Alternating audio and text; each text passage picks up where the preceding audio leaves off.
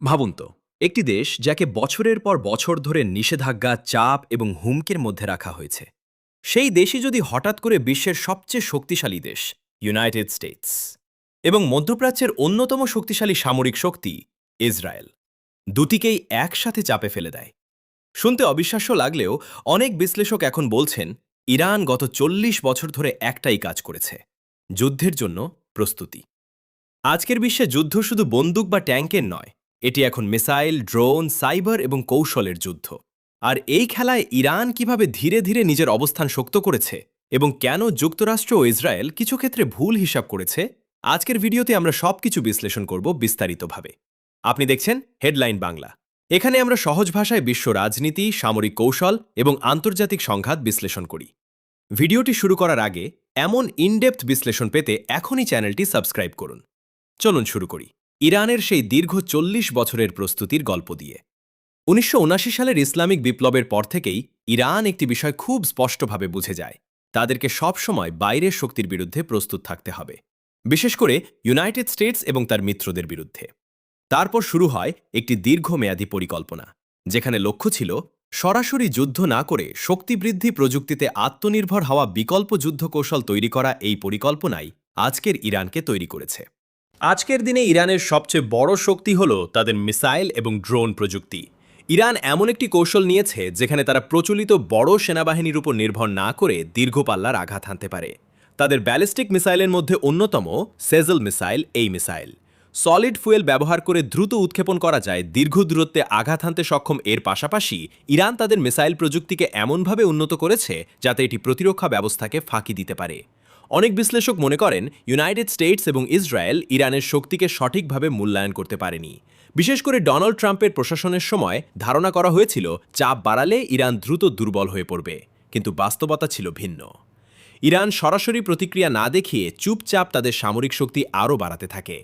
এখান পর্যন্ত যদি ভিডিওটি ভালো লাগে একটি লাইক দিয়ে জানান, এতে করে আমরা বুঝতে পারি আপনি এমন বিশ্লেষণ আরও চান।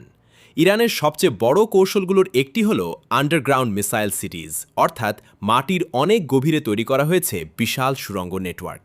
এই সুড়ঙ্গগুলোর ভেতরে রাখা হয় ব্যালিস্টিক মিসাইল লঞ্চ সিস্টেম, সামরিক সরঞ্জামের। ফলে শত্রুপক্ষের জন্য এই মিসাইলগুলো ধ্বংস করা প্রায় অসম্ভব হয়ে পড়ে।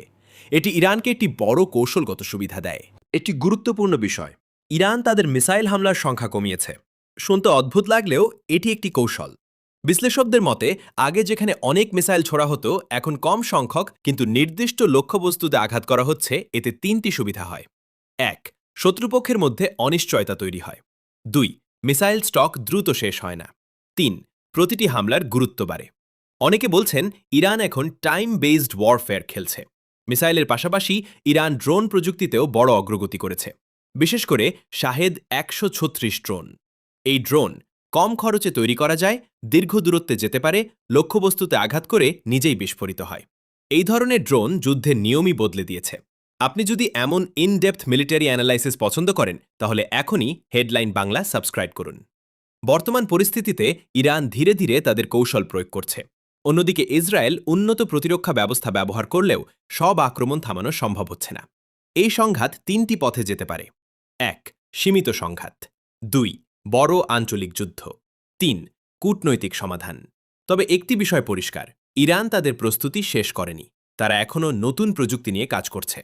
আপনার মতে এই পরিস্থিতি কি বড় যুদ্ধে পরিণত হবে, নাকি শেষ পর্যন্ত সমাধান আসবে? কমেন্টে আপনার মতামত জানান।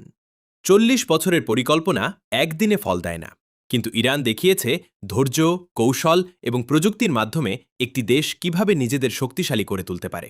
আজকের বিশ্বে যুদ্ধ শুধু শক্তির নয়, এটি কৌশলের খেলা। আর এই খেলায় কে জিতবে তা সময়ই বলে দেবে। বিশ্ব রাজনীতি ও সামরিক বিশ্লেষণের জন্য আমাদের সাথে থাকুন। আপনি দেখছিলেন হেডলাইন বাংলা। ধন্যবাদ। আবার দেখা হবে পরবর্তী ভিডিওতে।